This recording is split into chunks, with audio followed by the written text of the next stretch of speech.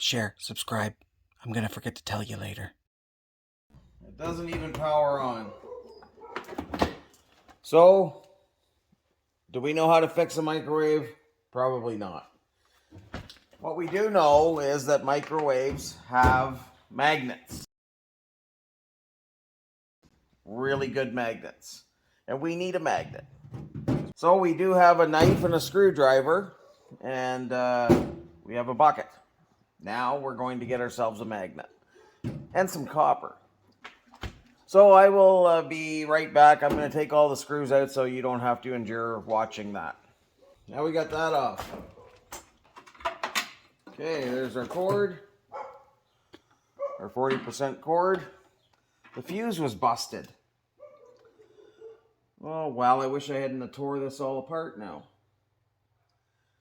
I could have just replaced that fuse. I bet this, because it's a pretty, I don't know, pretty nice microwave, I think. It's already hard enough to make ends meet in this world. I sure wish we had made enough money to have a pair of pliers. And pliers were going to be my next... Oh, that just broke off. Anyhow. So there's a nice little copper spool on this motor. That's a really easy to get out copper spool. I don't know if you can see this, but there's like this little I don't know. This, I guess you would call it like a it's like a, you know, on a sewing bobbin on a sewing machine, or like a spool. So, and I know we haven't got a hammer yet, but you would take a rock or whatever. Okay, so I've got my chunk of rock, and you want to take right here. That just bends. See how flimsy that is? Out pops your spool. There you go. Put that aside, because that is totally not why we're here. So, this here is the magnetron. This here is the capacitor. You use a rubber hand, something with a rubber handle, and then you just short those out. Oh man.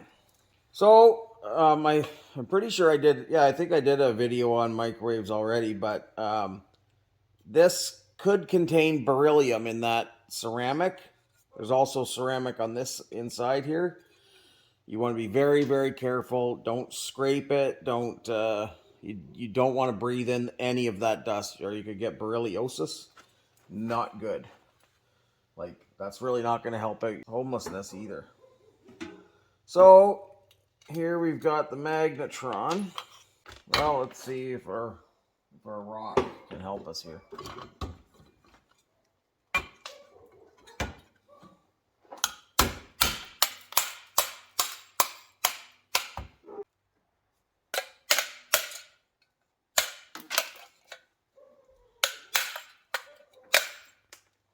It's going to be really good when you can afford more screwdrivers.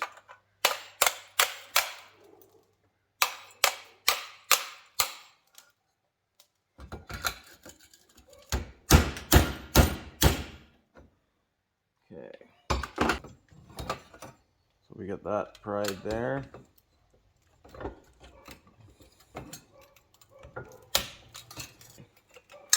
So you pop that off. That is a brass ring. And you see, there's another magnet.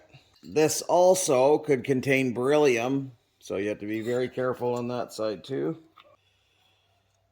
There you go. You've got this magnet as well. But these are quite powerful magnets.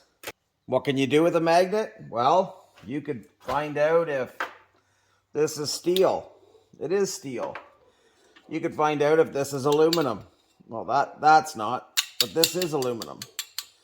The force, like, you can still feel it even from here wanting to pull that steel. You can find out that this is non-ferrous copper. But also, you can find out that this little rod is ferrite. It can go in your shred pile too.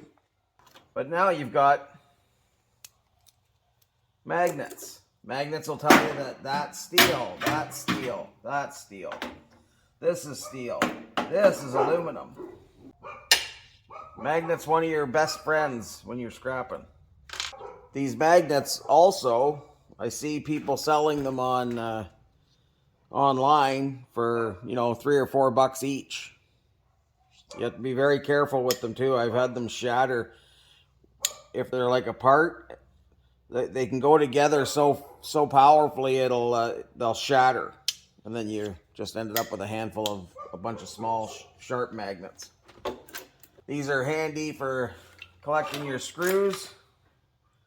Like while you're taking stuff apart, just kind of throw the stuff near them and it'll pick up all your screws and everything.